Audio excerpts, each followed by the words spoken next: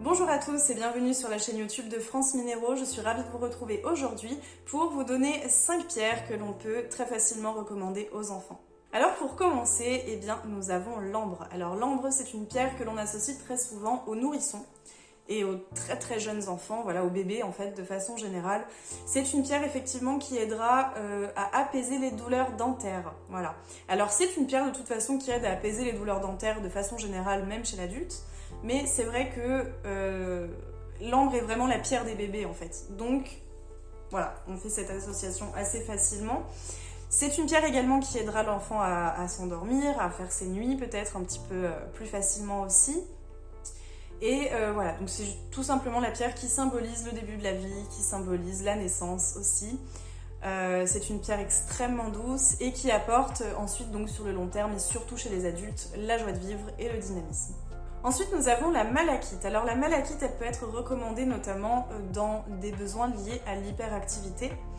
Alors pas forcément au sens clinique évidemment. D'ailleurs je crois qu'on n'appelle plus cela hyperactivité, n'hésitez pas à me reprendre en tout cas.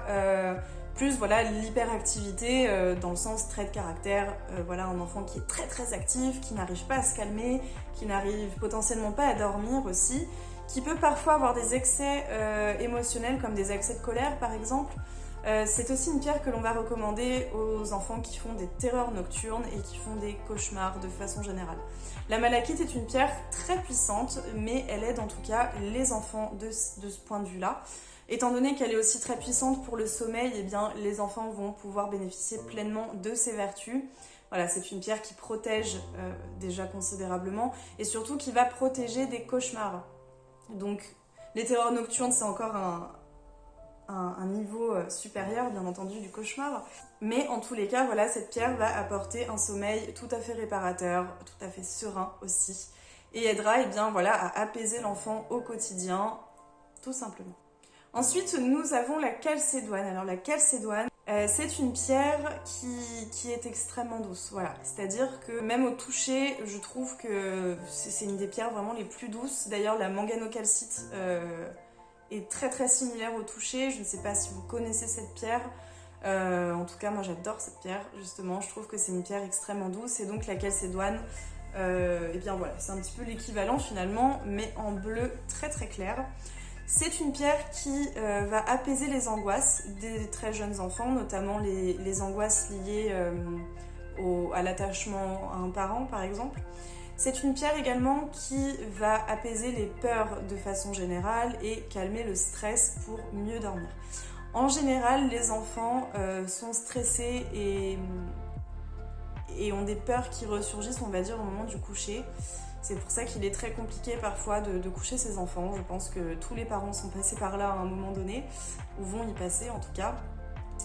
Et c'est vrai que la calcédoine, elle aide beaucoup pour ça. Donc vous pouvez en disposer une sous le matelas de l'enfant, ou alors évidemment sur la table de nuit ou sous l'oreiller, ça aurait été super aussi, mais c'est vrai que on a tendance à pas trop conseiller ça parce que l'enfant pourrait jouer avec, l'avaler, se blesser. Et c'est vrai que par sécurité, on préfère ne pas préconiser ça. Si vous souhaitez en déposer une sur un meuble, faites très attention qu'elle ne soit pas accessible par l'enfant. Voilà.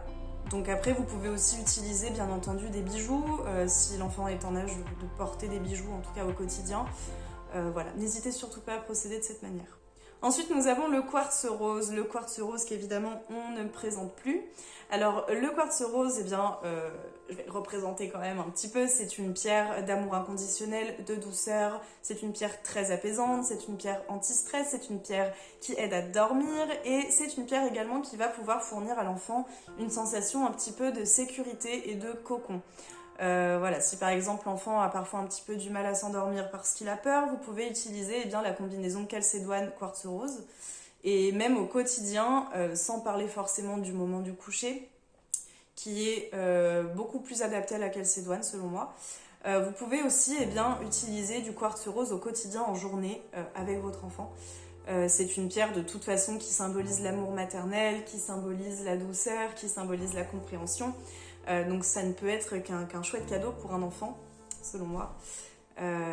voilà, en plus du fait qu'elle apaise énormément. Pour terminer, eh bien, nous avons l'aventurine. Alors là, elle va concerner surtout les enfants jusqu'à l'adolescence. Bien entendu, les adultes aussi peuvent bénéficier de ses vertus, c'est sûr, mais c'est vrai qu'en termes de vertus psychologiques, elle est aussi adaptée aux adolescents et aux enfants. C'est en effet une pierre qui les aidera à avoir confiance en eux, à s'imposer. Alors, encore une fois, hein, c'est toujours pareil, jamais dans l'excès, jamais en rabaissant les autres, mais voilà, à se faire une place, à avoir confiance en soi. C'est une pierre également qui apaise les états un petit peu hyperactifs, comme on en parlait au tout début avec la malachite. L'aventurine est également une pierre qui aidera contre les douleurs dentaires, comme l'ambre, et qui aidera également à l'endormissement, puisque c'est une pierre extrêmement apaisante. Donc c'est une pierre qui est tout à fait recommandée pour les enfants, notamment qui sont scolarisés, et qui sociabilisent donc beaucoup, hein, évidemment, de par le cadre scolaire. C'est une pierre aussi qui les aidera eh bien, pendant leurs cours, puisque en plus des vertus d'un point de vue relationnel, c'est une pierre qui aide à prendre confiance en soi, qui aide donc à participer en classe notamment, et à prendre la parole sans trop de difficultés. Donc c'est pour ça qu'on la conseille surtout aux enfants et aux adolescents qui sont scolarisés. J'espère que cette vidéo sur les pierres que l'on conseille aux enfants vous aura plu. N'hésitez pas à vous abonner, liker, partager, mais aussi commenter. N'hésitez pas d'ailleurs à me transmettre un petit peu vos expériences avec ces pierres ou avec d'autres si vous avez des enfants. C'est un thème que je trouve extrêmement intéressant, sachant que voilà, évidemment il y a des pierres qu'il vaut mieux éviter pour les enfants qui peuvent être un petit peu trop puissantes. Je pense notamment au lapis lazuli ou à l'obsidienne. Donc n'hésitez pas, voilà, à me donner un petit peu vos retours d'expérience, vos ressentis. C'est toujours, voilà, même si c'est des pierres qui n'ont pas été évoquées dans cette vidéo, hein, évidemment, il y en a, je suis sûre qu'il en existe encore beaucoup d'autres.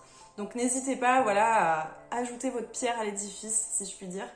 En attendant, eh bien moi je vous retrouve la semaine prochaine pour vous parler de 2 nouvelles vertus et de 5 pierres associées à chacune d'elles. À la semaine prochaine!